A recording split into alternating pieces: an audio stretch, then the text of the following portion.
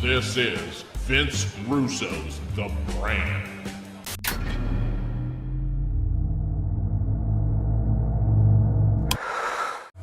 It's showtime.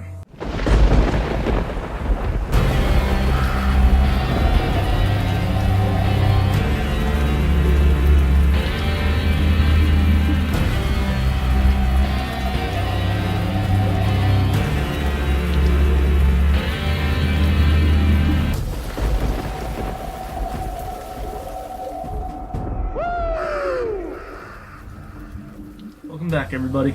Broken Stinger here. I don't even know if I'm going to continue using that. Alter my voice a little bit here. I don't know how I should talk. This is just how I talk. I don't know if it's because I never had my tonsils removed, or I may have delayed my puberty. Who knows? Apparently I'm a little cringy, so I apologize, but it's just, I'm trying my best. That's all I can do. That's all anybody can do, really. If you can do more than your best, good for you. I can't. Anyway, a lot to talk about today. I guess I'll start off with what I've been doing lately. I don't know if that's a channel changer, but it's how I'm going to start the show. Obviously, started doing some Raw review shows, first with Brandon, and then Retro Shred joined us, and surprisingly, some of them were pretty good. Wasn't feeling my best for, a little bit of it, but it's always fun to go back and review the episodes of Nitro, particularly from spring of 2000, because again, I think for me that was when wrestling and hockey were at its peak. My Devils 2000 Stanley Cup champions, and wrestling for me, even though WCW was on its way to dying, to me, I just, something about that spring of 2000, and even, I'll say late winter, spring of 2000, wrestling was at its peak for me anyway. I can't speak for everybody else out there, but I like that, and now we're coming up on 25 years of Raw. And I just got done, as I was finishing up painting in the bathroom, they had the the top 25 moments of Raw on, I believe, NBC Sports Network. And I don't know if I agree with all of them. Some of them were good picks. The CM Punk shoot, everybody likes that. Who doesn't love a good shoot? And that might have been one of the greatest shoots of all time. And they had the Stone Cold Beer Truck as number one. And I don't have a problem with that. I didn't see it live. I didn't start watching wrestling, believe it or not, until September of 99. As I said, I actually started watching WCW first when it was doing bad. And then I started watching Raw during the Stephanie McMahon, or the McMahon-Helmsley faction, where she turned on Vince. And it was the first time Triple H and Stephanie were an on-camera couple, apparently behind the scenes too. And that's where it all started for me. So I saw Austin was gone at the time. He was recovering from neck surgery during the Survivor Series November show. I continued to watch after that, and that was when Rock was getting real hot. Again, he had to, because Austin was gone, like I said. And I just really, this was back when I had to watch SmackDown. Like, you couldn't pay me to watch SmackDown these days. And I loved it. That's where it all started for me. I didn't watch Raw as much. I think it came on a channel, and for whatever reason I didn't get that channel on my TV back in the day. But I still would catch Raw here and there. But I think if I would have to think off the top of my head, my favorite Raw moments, gosh. Well, obviously, a couple years ago when Sting came out underneath the curtain, that was awesome, and I should have been at that show. I was at the SummerSlam before that Raw, and that kind of stunk, and sure enough, Sting appears when I'm gone. My luck. That was a good moment. Another good moment would have to be the Kurt Angle milk truck. I think that was freaking awesome, and I actually think that might, just for me, kind of edge out the beer truck. They're neck and neck. I don't know. They're milk or beer, milk or beer, milk or beer. Angle or Austin, Angler. That was just awesome. JR's lines. The $1 billion princess has become a Dairy Queen. Check it out on YouTube. It's funny as hell. I think that's what kind of edges it out for me, maybe with the beer truck, just because it was funnier. Then again, we got and you check your candy ass into the... Oh, and they get sprayed, and Vince is getting absolutely peppered with beer, soaked. Worse than, it's like 50 super soakers, the guy's on the ground, then he starts trying to swim. I didn't see that live, but good moment. Other good Raw moments off the top of my head would have to be, I guess, when The Rock came back for the invasion angle, and he sided with the WWF. Austin coming back, although that was actually on SmackDown. Vince coming back when the McMahon-Hamsley faction was in power, like I said, and he came back and there was this big pop. And surprisingly enough, I didn't know this, but it was at the Meadowlands here in Jersey. It's closed down now. There's a lot of good moments here at the Meadowlands, and I didn't get to go to, because growing up, I went to plenty of hockey games, but my father didn't care about wrestling at all, so it is what it is. But I saw my picture with Sting too recently. He said, "Oh, you got a picture with Sting?" "Yeah, that was 2 years ago, Dad." Anyway, what else do I have here in my notes? Besides the Raw 25, another thing coming up is the Royal Rumble. And Royal Rumble, I don't watch a lot of pay-per-views anymore. I don't really watch WWE, period. And the Royal Rumble, I think that would have to be my favorite show, however. Or one of my favorite shows. I love the concept. I was very disappointed last year. I had no surprises. They had Undertaker in the middle of the ring, waiting. 3, 2, 1. Perfect moment for lights out, Crow. But no, Stinger didn't appear. So it would have been cool. I wasn't expecting him to, but I thought, never say never. Didn't happen. But we'll see what they do this year, if they want to change their mentality, not to appeal to just the marks, and throw in some surprises. Just do it. That's the whole point. That's what makes it. It's a gimmick match, but it's a special gimmick match once a year, and you got to take advantage of that. But we'll see what they'll do. My prediction for who's going to win it, nothing's for sure. Drew Carey? No. Maybe... Gosh, they had Undertaker last year, if I'm not mistaken. Would they do... No, not Goldberg. Off the top of my head, I'm going to have to say I think Roman Reigns is going to win it this year. And I probably jinxed him. Sorry, Roman.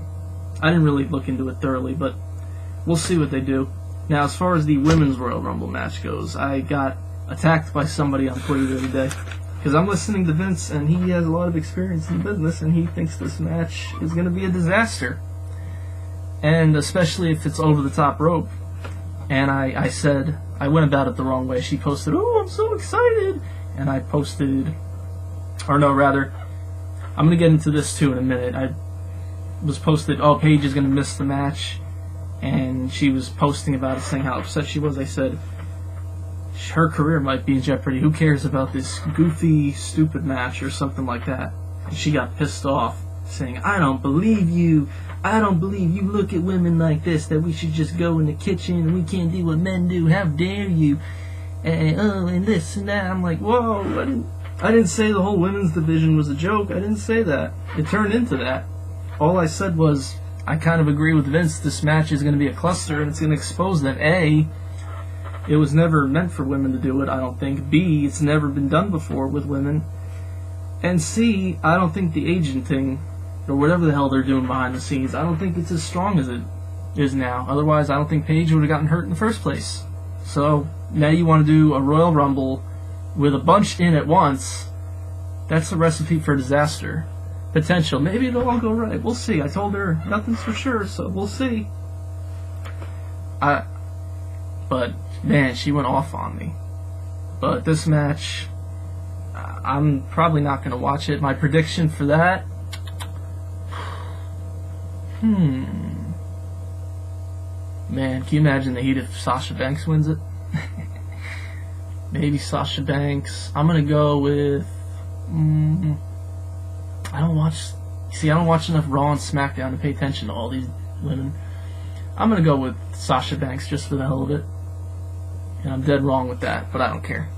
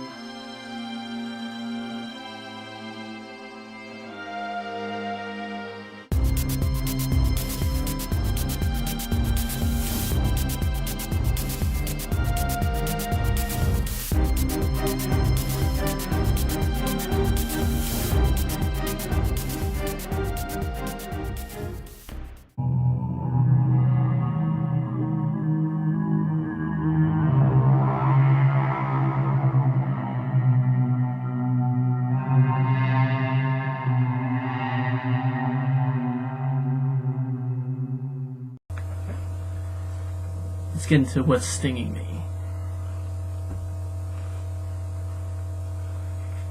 Not my goatee. Yeah, I'm trying this out, by the way. I didn't want to get rid of my goatee, so I'm going to see how it goes. If I really want to do a true sting, I could have done Wolfpack's sting, because he did that. As you can see, when he was in the Wolfpack, he just let his goatee and beard grow out, and he kept it and with his face paint on, so he had paint around it. I can tell you it's a little more time consuming, but see how it goes. But as far as what's stinging me, I would have to say the girl situation that I've been dealing with. Here's what happened. One of these women that is a friend with a girl I met off OkCupid, she took a liking to me. Actually, another girl in this group of girls that I hung out with took a liking to me. What happened was I met this girl off OkCupid, very nice girl. I'm just gonna say I'm not very attracted to her. And there were other reasons. The first date, I'm sitting there, and I'm ready. I'm all, handsome, face painted. No, I'm kidding. I wouldn't do that on the first date. Maybe. But I'm sitting there, and she starts talking to me about, well, here's what happened with my last relationship with this guy, who I happen to know. Small world, I know. And she's going on and on and on. I'm like, somebody told me on a comment on a previous show that I look like a deer in the headlights sometimes. I definitely looked like it that day, because she would not be quiet, not to be mean, and I just sat there and I'm like, oh my god, how do I end this nicely? Because I'm like, no, this ain't gonna work, no bueno. So I figured, okay, maybe she got friends. So I checked out her friends, or she introduced me to her friends, and these girls, they're all they've all got problems, but they're not, they're not totally out of it, but they're all, kind of kooky. Then again, so am I, so maybe it was a perfect match. But anyway, two of the girls in the group, actually three of them, they were all very attractive, so it was kind of a good idea compared to the one I met off OkCupid. I didn't get with any of them. They all had boyfriends that beat me to them. And so that just didn't work out. I hung out with them a little here and there. One of them actually flirted with me at a Christmas party last year, and the boyfriend got mad at her, and she was all over me, and then she sent me a text saying, oh, I think it was inappropriate that you were all over me. I'm like, whoa, let's get this straight. Anyway, so it didn't really work out with any of them, long story short. But then, there's more girls in the group because they're just, I don't know, they're friendly, they go in groupies and they collect. And we were hanging out at Seaside last year, and one of them was this girl that was on the show last week, or you could see me arguing with on the Raw review. And she sent me a text after we were all hanging out at Seaside saying, hey, or over Facebook message, you look good, just great seeing you. I'm like, oh boy, I know what this means. Yep. She's a go. She wants me. But I kind of wasn't, I wasn't totally attracted to her. She's not the most attractive. She's not ugly, but I don't want to settle anymore. And it's not about looks. But at this point, that's what I really want, because it's always been a little dream of mine to get with a pretty girl. But I was chilling at Starbucks in November, and I think, just for the hell of it, I messaged her first. I think she messaged me first something, and then I decided, you know what, let me give this a chance. And I said, you want to meet at Starbucks? She came to meet me, and she told me she was working 3 jobs, she's very religious, and then we shot pool, and that went pretty well, and we wound up kissing, and I kind of regret that now. Maybe, I don't know. Hopefully she never sees this, but I kind of regret it now. And she didn't tell me a couple things when I met her. If I knew, I would have said no. I would have said, we could be friends, but this isn't going to work, because I got with her, and when I met her, she had 3 jobs, and she was a very religious girl. Put it this way, by the time, a month later, no jobs, God doesn't matter, only Nick matters. And she was very clingy. I would wake up some mornings. My sleep schedule was off because I had lost my night job, but with my night job, I'd still be up late, obviously, and I go to bed in the morning, and I sleep all day, or most of the day, and then I'd wake up 2, 3 in the afternoon, and my phone is blown up. Facebook calls, phone calls, telegrams, birds, Dixie cups. No, I'm kidding, but you get the point. My phone was blown up with that, and messages just like, oh my god, what are you doing? Hey. And just, I hate that crap. When I wake up, I don't like my phone being blown up. Unless it's by multiple people, that's something else. But by one person, no. And so that was kind of my first red flag. And then after that, she lost her jobs, or she was kind of drifting away. She was talking about going to interviews for other jobs, like, I have an interview here, I have an interview there, I have an interview there. And she was complaining about working with kids. That's another thing. People that, my mother, she's an aide that works with kids, and I kind of get sick of her complaining sometimes too.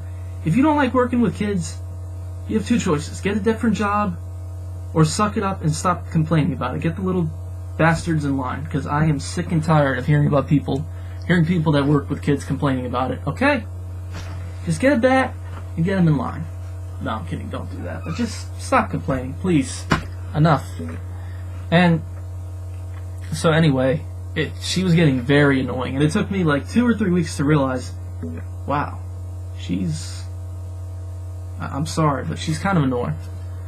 And she didn't tell me that she has, issues, and she was taking medication for all these issues, stuff in the past that I'm not going to get into. It's nothing severe, it's her business, but the point is, I got enough of my own issues. Had I known, you can bleep that out, Chantel. Had I known, I would have told her no thank you, but I guess that's what you do when you meet with somebody you want to get with. You don't tell them your problems, and now I see firsthand, oh my god, she started showing up to my house.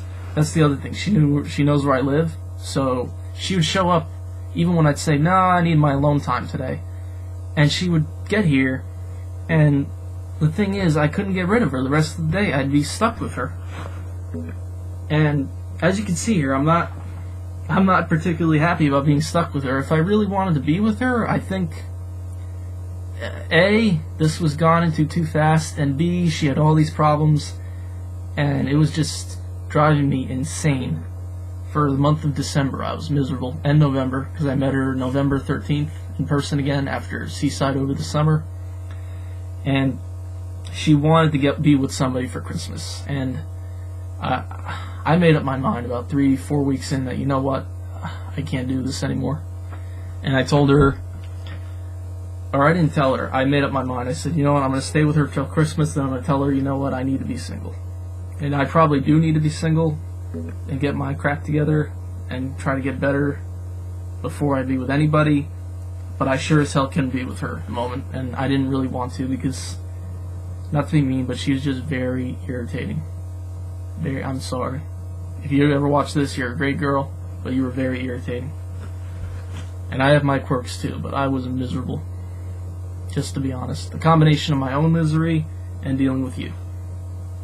But she's a great girl nonetheless. She's also a big believer in God, and as I was saying, she kind of drifted away from God, but she would try to get me to go to church with her. And I was listening to Vince's podcasts a lot, with about life all this time, and he doesn't say that. I guess he said that it's important to go to church because that's where the people of God gather, and I didn't go with her, but she is like Vince. She is very insistent about telling me I have to find God, and if I put my worries in His hand, He's going to help me. And I'm just not a very religious guy, but I've been trying to. I don't know. It's been hard. But I might get her on the show to talk to Vince, if that's possible. Just if they have something in common, but that could be a mistake too, because I don't know if, great girl, but not my cup of tea. So I dealt with her for a month, and what I got out of that is I learned firsthand what a clingy girl is. And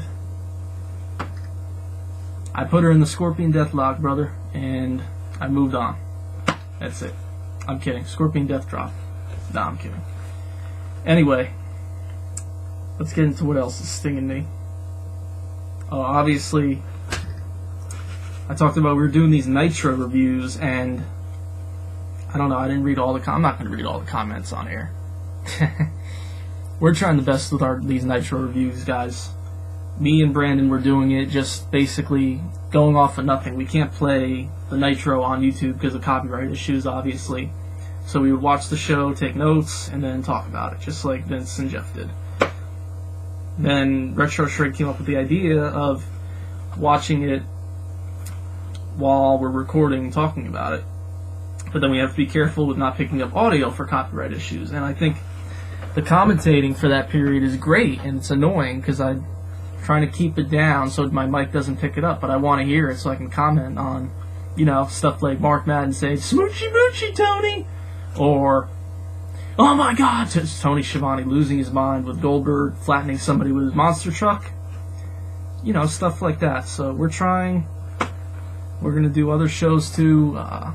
My personal favorites are the Nitro reviews. I think Retro Shred wants to do a pay-per-view. But, I'm a little discombobulated. I'm not computer savvy. These other guys, I'm here in Jersey, Retro's over in Oregon, I believe, and I believe Brandon's in Illinois. So, East Coast, West Coast, Midwest, we're planning all this out, and we're not, nowhere near each other. We're across the country, so just bear with us, please. Or I'm going to put you in the Scorpion. Anyway, what else do I want to talk about? Obviously Vince and Jeff, well, not Vince and Jeff, Vince didn't get invited to the RAW25, and that kind of bugs me. It's pretty funny. They bring back Eric Bischoff, and they sided with him a lot over the years. They sided with Paul Heyman, two enemies of the WWF, but the guy that helped write the show, physically write the show that saved Vince, isn't invited back. And it's almost like when Vince made fun of Jim Ross for his Bell's palsy. It's just, sometimes they just get the reputation of, if you do real well for them and you don't serve them well anymore, they chew you up and they spit you out and they leave you on the side of the road. But if you do bad to them, if you sue them, in a way, sometimes it seems like you get rewarded, and that's just ass backwards to me. I don't get it. I think it's BS. I just hope, well, it's not going to happen anytime soon. Wrestling in general is not going to be good again because they're listening to these idiots. I love castrating the marks. But we'll see what's going to happen. The RAW25, it's right here in New York. I don't have a ride. I don't have a lot of money to go right now. Even if I'd go, the last wrestling show I was at, only WWE show, was well into the crowd. But, to me, if you're not really close to the ring, I can't imagine people in the nosebleed seats. It's not worth going. Even at hockey games, the rink is so much bigger than a wrestling ring, and I don't even like the nosebleeds for hockey games or faraway seats. Can you imagine a wrestling ring at a wrestling show? It's and it's going to be filled with marks too. I would go dressed like this because people would dig it, but I don't know. We'll see if by some miracle I could go. If not, maybe it'd be better just to watch it on TV. We'll see what's going to happen.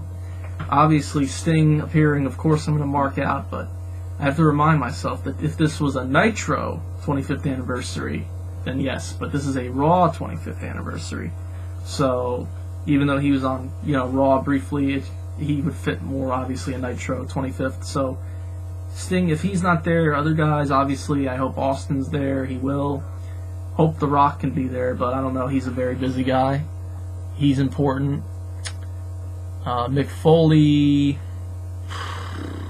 Who else? I can't think of a lot of other names. Taker and Sting at the same time. Maybe that's finally the moment. But we'll see. Hopefully it's a good show. It's probably the only Raw I'm going to be watching. It's the only Raw I've watched in weeks or months, and it's going to be the only Raw I'm going to watch in months, most likely.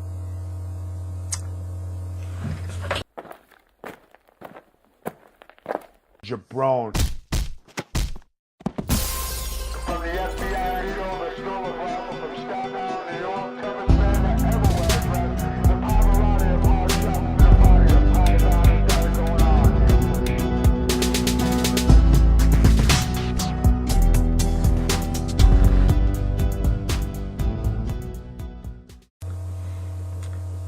Via Twitter, Kevin Nash has confirmed he won't be there, so that's kind of disappointing. Although, I was just going to say, he looks older. It's kind of depressing seeing all these guys getting old, people in general, and me. So he won't be there. Hopefully Scott Hall's there. Well, he will be. And I can just think back to meeting him back in November, running into him in the parking lot by accident. What's up, man? High-fiving me, bringing me in. How you doing? Better than you, brother. That's what he said to me. Probably wouldn't have high-fived me if I wasn't wearing the Sting outfit. But it was cool. He was wasted or tipsy. I don't know. He definitely was different from I met him in 2016 too, and he was sober then, because I could definitely tell the difference, because I had a conversation with him without him, you could just tell. But that was a cool moment. Big guy. All these guys are bigger in person. I can't think of anybody else I'd like to be at the show except Vince himself. And we'll see. Maybe Austin will give him another stunner. Hopefully. Nothing's for sure.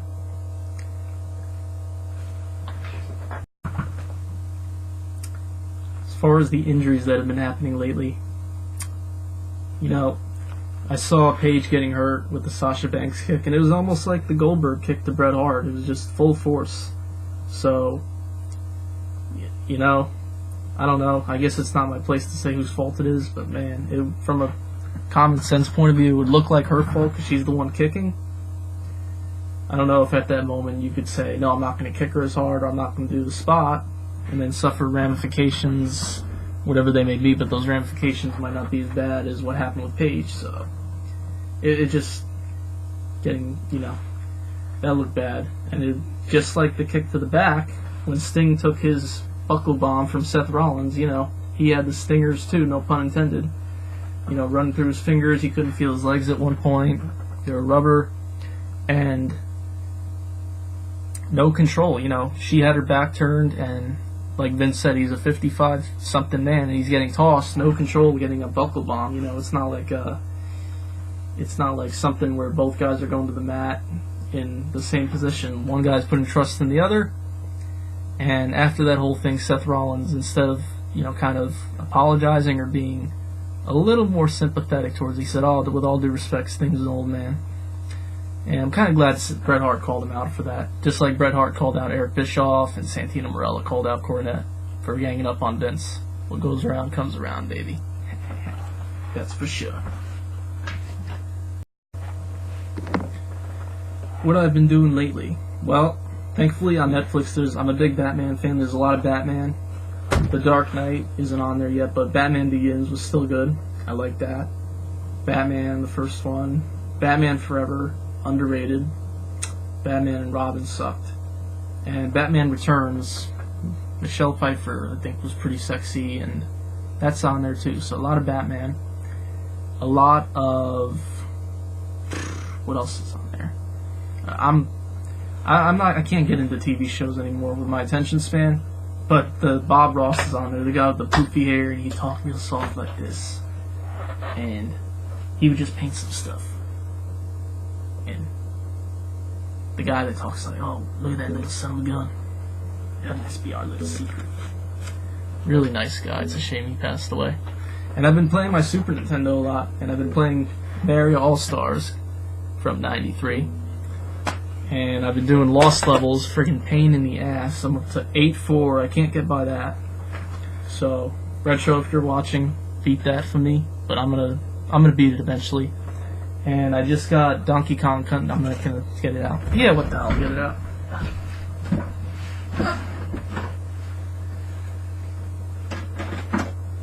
Donkey Kong Country, Diddy's Conquest. Haven't beaten it yet. You know, as a kid, I kind of remember playing Donkey Kong, but it was such a long time ago. And I didn't even know which Donkey Kong it was, but then there's a level with the spider in there, and I said, okay, it's this game. It's 2. And 2, the argument generally is that 2 was the best of the 3. And NHL 94, of course, the first hockey game I ever played. Voice is going. Surprisingly addictive when you play it right. But yeah, Mario All-Stars, it's got... I beat Super Mario Bros. 2, I beat 3. 3 is kind of my least favorite, although it's so weird. It's a good game, but I don't like it. I think just because it's so hard. I do like it. Mixed feelings. Great game. And I think 1 and Lost Levels are my favorite. And like I said, I haven't beaten 1 yet. And I haven't beaten Lost Levels. I'm up to 8-4. There's some other ones in there, like level 5-3. I'd have to look up on YouTube. Figure out how to do that one day, playing along on the Super Nintendo, bring it on here. I'd love to do that. But this is the first system I played. I just turned 27. Some of the games I didn't even know existed. Like, I got Killer Instinct in there too, the black cartridge. Like my jacket. I didn't even know that existed until I saw on YouTube one day. And I'm like, wow, I didn't imagine this. But, yeah, that's what's been going on lately. And... we'll see what's going to happen with the Rumble. We'll see what's going to happen with RAW25. And hopefully I get insurance soon so I can go to the doctors because I haven't been feeling too good. Got a lot of issues going on. But we'll see what the future holds. As you know, the only thing for sure about me and my show and the future is nothing's for sure. Except I promise next show will be showtime. Woo! Have a good night, everybody.